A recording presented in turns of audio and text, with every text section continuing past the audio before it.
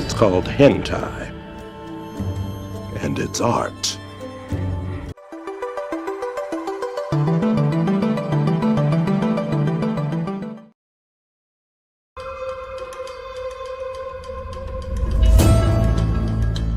Gestalt, Cinder was a game that's been on my radar for some time. I first heard about it from the completionist, back before he was a controversial figure. Since the incident, the devs have come out to say that Gerard never was a big part of the game. For some reason, I had thought he was much more important to the project, but it turns out he was just an early playtester and marketing guy. And because of the controversy, it looks like they dumped him, which means they lost a QA tester and some marketing money. Seems like a fair exchange to me. Had Gerard been a part of the game, I wouldn't have given Fire Shrine Games, the devs, my money. Thankfully, Gerard's stink isn't anywhere near Gestalt, so I was more than happy to drop some cash for a cool looking game with devs who obviously have some principles. So what is Gestalt, Cinder? You play as Alethea, a redheaded Soldner, that's Soldner, not soldier, Soldner being German for mercenary apparently, which is what she is, who begins the game with a job involving her finding someone's apprentice. She stows away into the vaults, kills a couple robots, and begins her journey. Gestalt has you in the steampunk world with a lot, and I mean a lot, of lore that's not only front-loaded, but also info dumped on you throughout the entire 8-hour journey. So, if fiery redheads and steam-powered technology get you going, then you might want to stick around for this review. Combat. I enjoyed combat for the most part. You have a sword and a gun, which is always a cool combo. You start with a basic 3-hit ground combo that expands as you upgrade your character, but the gun pretty much stays the same throughout. As you upgrade your character with the gem board, which I'll bring up in the progression section, you can unlock a ton of additional hits for your combo as well as special moves. Alethea has 2 melee attacks, light and heavy. Light attacks are where she does her combos, and heavy attacks are big, powerful attacks that require energy to pull off. You can only hold 1 unit of energy at first, but you can eventually level it up to 4. Each heavy attack requires 1 unit of energy, and pulling off heavy attacks is pretty much like Smash Brothers. Move a direction on the D-pad and hit the heavy attack button to pull off different moves you unlock. All the heavy attacks are fine, but I mostly just stuck with the neutral heavy attack because it was easy to pull off and bonkers strong. The light attack combos, on the other hand, were pretty useless in my opinion. You could essentially add 3 or 4 more hits to your light combos with additional hits if you held the button at certain times during combos. But there's no point because enemies don't stagger in this game and would just attack you 3 hits into your combo. So you were forced to hit and dip for the majority of the game. It wasn't a problem because I liked hitting and dipping. It just made the additional hits pointless. As stated earlier, Alethea also has a gun she can whip out when shit gets real, and I really loved using it. Shooting a bullet also requires 1 unit of energy to pull off, so don't go thinking you could run in here shooting everything like it's Contra. Though, if you stick around for the spoilers, I'll let you in on a surprise. You get energy for your heavy attacks and gun by hitting enemies with your light attacks. It's a simple mechanic that works really well. The gun gets a couple of other features, but I'll only talk about one to prevent spoilers. Early in the game, you get Tesla bullets. These bad boys pack a punch. You aim, press the heavy attack button, and then bzzzt, you electrify jabronis and break their poise, stunning them and letting you get in some massive damage. Breaking is a mechanic that's exactly what you think. Hit an enemy enough times and they'll stagger, unlike hitting them with your light attacks. You can increase the amount of break your sword and bullets do as you upgrade, but I never really saw a difference when increasing my break. I'd basically just kill every enemy so fast I didn't even get a chance to break them. But if you must break things like enemies with shields, then Tesla bullets are your go-to. But they don't do any damage, so keep that in mind as you strategize your approach. As for your approach, Alethea has a couple of dodging maneuvers that are mapped to 2 different buttons, which is odd, but whatever. One lets her roll forward and the other does a backflip, both giving her iframes, so you gotta love that. Let's talk about the enemies for a second. They're fine overall, just way too easy to defeat. Matter of fact, this entire game is a cakewalk. I'm not saying that's a bad thing, I'm just saying it is what it is. If you're looking for a game to challenge you, Gestalt ain't it. Regardless, I still found the moment-to-moment gameplay engaging and fun. Maybe it's because I just got done getting my ass handed to me over and over again in Shadow of the Erdtree, but I found Gestalt's lighter difficulty to be welcoming. I actually didn't die a single time while playing Gestalt. I eventually killed myself just to see what would happen. You just die and pick up back at a tether. This game's save point. No corpse running, no loss of resources, just getting back into the game. It was refreshing.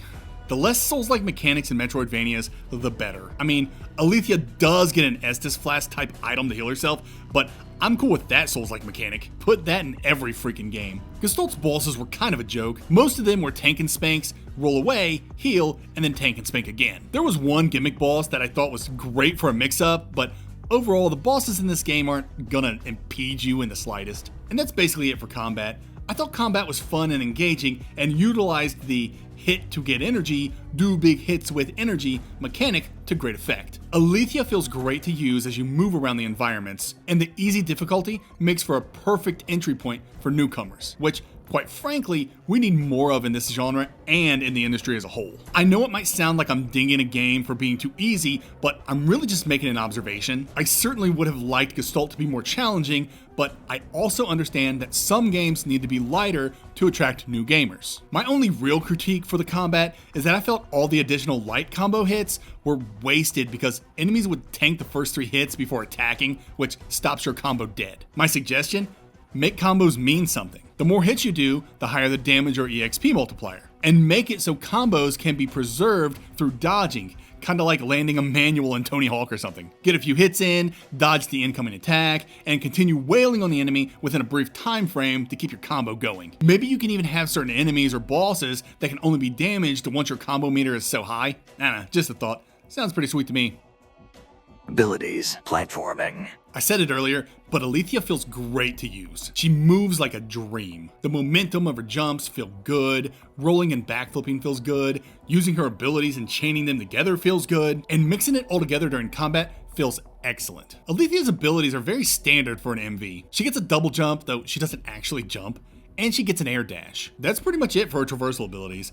The rest of her unlockable repertoire are essentially glorified keys, but they can also be used in combat, so that's cool. As far as platforming goes, it's pretty mediocre to be honest, but I've recently come to an understanding that mediocre platforming seems to work better in MVs. Not sure where I came to that conclusion. Bow Path of the Teal Lotus. Click the card up top if you want to see the review on that. Anyway, platforming in Gestalt is fine. It actually ramps up pretty significantly in the last biome and creates some pretty interesting and challenging segments. Something I forgot to mention earlier is that Alethea starts with a wall jump. It feels nice to use and looks a lot like Mega Man X's boosted wall jump. So, bonus points for Gestalt. And that's all I really gotta say about abilities and platforming. Gestalt doesn't break new ground in this department and instead plays things pretty safe, yet it all works well and feels great. It really is about nailing the fundamentals, and to that end, Gestalt nailed them. Honestly, this game plays a lot like a lost SNES game. Like, I could have rented this at Blockbuster back in the day, and all I can say to that is, more bonus points. Progression. Gestalt took the Vania part of Metroidvania very seriously. Alethea levels up by defeating enemies and collecting special orbs. Enemies drop items, though very rarely in my experience, and they drop currency. Boy, do they drop currency. Scraps is the name of the game's currency, and you will get a lot of it. I pretty much had 20 to 30,000 scrap my entire playthrough. I never came up to a vendor without being able to clear their entire stock immediately. Needless to say, I never had to worry about money in this game. As long as you're killing shit and collecting shit and doing bounty hunter shit at the bounty boards, you'll always be good on cash. But what do you buy with this cash? Mainly consumables you'll never use because the game's too easy and doesn't warrant them, but you can also buy some accessories, which is exciting. Alethea can equip up to 4 accessories once you have them all unlocked in your gym board, and the accessories are pretty sweet. They're not like charms in Hollow Knight that alter your character in significant ways. They're more for just boosting your stats, which I like. Simple and easy to use. Like I said, you can equip 4 accessories after you unlock them in the gym board. This board is essentially Alethea's skill tree full of stat increasing nodes and skills. Every time you level up or find a new tether save point, you'll be given an ability point you can use on the board. Highlights include increasing accessory slots, increasing how much energy you can hold, and unlocking new combat abilities. You can also get ability points by finding them on the map in hidden red Tesla bubbles or by completing quests. There are a lot of quests in this game, and though there is a hub town, you rarely do much in it, relatively speaking. Quests can be found all throughout canon, which is the name of the town or country the game takes place in. The most common quest will be kill X amount of enemies, and these are found at the bounty boards scattered throughout the world. So yeah, Lots of ways to get ability points to fill in this huge gym board. I will say there are actually more ability points in the game than there are nodes on the board. I appreciate it when games give me more resources than necessary. I'd also like to say that there is a corgi hunting side quest that you absolutely must do. Just trust me on this, guys. You know you want to find all these dogs. What else is there? You can craft in this game. It's pretty simple and basically has you fusing 2 accessories together to make a super accessory. I actually thought it was awesome. Oh, and there's a journal to keep track of all your quests and stuff, which is very appreciated. And I think that'll do it for progression. You level up and complete quests for ability points and use those points on the gym board to get stronger and increase a plethora of other things. I found the leveling system to be simplistic yet addicting because I was always leveling up and finding new ability points. There's a bunch of stores you can buy stuff at, and there's some very light crafting elements. Besides accessories, there's no gear in the game. You start with your sword and gun, and you end with your sword and gun. Exploration. This is where Gestalt gets hit hard. Like most Metroidvania fans, exploration is king. When I'm playing an MV, I need something to push me forward so that I can't stop myself from wanting to explore the world. Mystery, intrigue, fascination, uneasiness, the thrill of overcoming a difficult challenge, the feeling of being somewhere I shouldn't. Gestalt has none of this. The aspect it most closely has is intrigue, but I honestly wasn't very intrigued by its world. And I don't know why. Maybe because everything was just too close, if that makes sense. Like, maybe if there was an establishing shot of the entire kingdom or world or discussion of the world outside of canon, maybe I would have been more invested. I don't know. I think my lack of investment stemmed from 2 things. 1, its in-game map, and 2, its linearity. First off, Gestalt's in-game map is an eyesore. It's functional, and I'm glad it was there, but man, does it look like someone made it in some flowchart software. This is basically Ender Lilies 2.0. I'm not trying to be mean.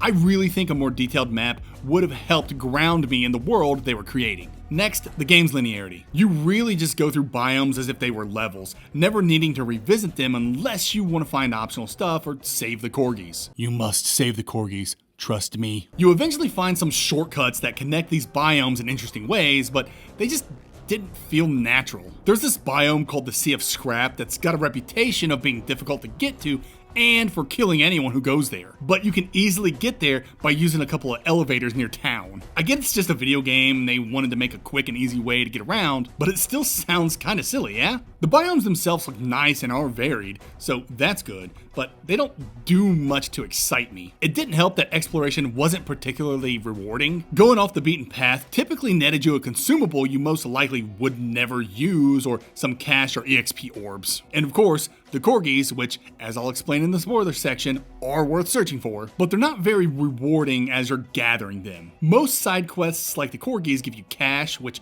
you will have an abundance of, I assure you, and ability points, so you kinda get over the formula pretty quick. I guess that's really all I have to say with exploration. It won't hook you with its locales, and it's not as rewarding as I'd hoped. Plus, its map is as attractive as an Excel spreadsheet. One thing I'd like to highlight is that Gestalt does provide you with tools to help you 100% the game, providing optional maps to purchase so you can find all the hidden goodies. And I love it when MVs do that. Atmosphere. Narrative. Gestalt's steampunk motif resonates throughout the entirety of the game. The biomes are metallic, full of gears and weird technology, and, of course, steam. There's some impressive depth to these environments, and the pixel work on display is amazing. I love Alethia's animations, and the enemies' animations were great too. I especially liked when Alethia's hair was bustling with energy. It was a nice touch. The sound design was fine, but I really liked the music. I'm not a music guy, but I know what I like, and I liked what was going on here. My only real concern with the atmosphere was the character portraits. During dialogue, each character only had one portrait with one emotion, and this got weird when characters were displaying other emotions. For instance, Renard, or Renar, however you pronounce that, at points, he's deadly serious or yelling, but his portrait always has this goofy shit-eating grin. It was just odd and took me out of the moment. As for the narrative, there's a lot to talk about here. I mentioned earlier that there's a lot of lore and dialogue in this game, more dialogue than most MVs typically have. So much that I think it's a detriment to the experience. Not just because there's so much of it interrupting the game's flow, but mainly because it's so freaking predictable. Seriously, there's not a single story beat that you won't see coming a mile away. And the fact that the game has so many random cutscenes to explain all this stuff that you have already put together yourself is painful. One time, I walked into a boss room and the game cut away to some characters talking, then it returned to me. I beat the boss, then moved to the next room, only to have the game cut away again to some more characters talking about whatever. It was just obnoxious. The biggest issue with Gestalt's narrative is that there's just so much of it, and you really don't care about half of it. And its predictability wouldn't be an issue if they didn't make Alethea sound like a clueless moron. About halfway through the game, there's some big revelations about her and her future that we, the players, have figured out ages ago. Yet, she continues to be flummoxed about everything going on and continuously asks questions like she's not been paying attention. This typically wouldn't be an issue, except the game has been playing Alethea up like she's a complete badass always in the know. By 3/4 of the way through the game, she sounds like a toddler with all the simple questions. And there's a lot more I have to say about the narrative, but I'm saving that for the spoiler section, which is where we're going right now. Go to this timestamp to fast travel to my final thoughts and score. Spoilers. Welcome to the spoiler section, where every little thing's brought up and the format don't matter. First off, let's get some narrative stuff out of the way. Here's the big issue. The game's ending isn't satisfying. At all. They're either setting up for a sequel or DLC, but where it stands as of the date this video was published, Gestalt's ending sucks. Essentially, you go through the entire game, a roughly 8-hour experience with possibly an hour of that being dialogue, only to be blue-balled at the end. After all the exposition, after all the predictable revelations, after all the battles culminating with a fight against the legendary armor, this happens.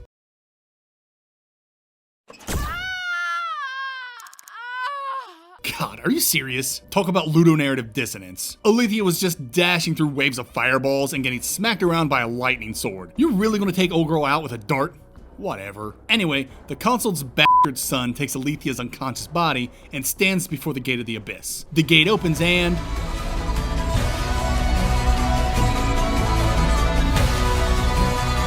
the scene cuts to black. Roll credits. You have got to be shitting me. I went through all that only to be teased at the end. It wouldn't have been so insulting if the actual narrative was interesting, but it wasn't.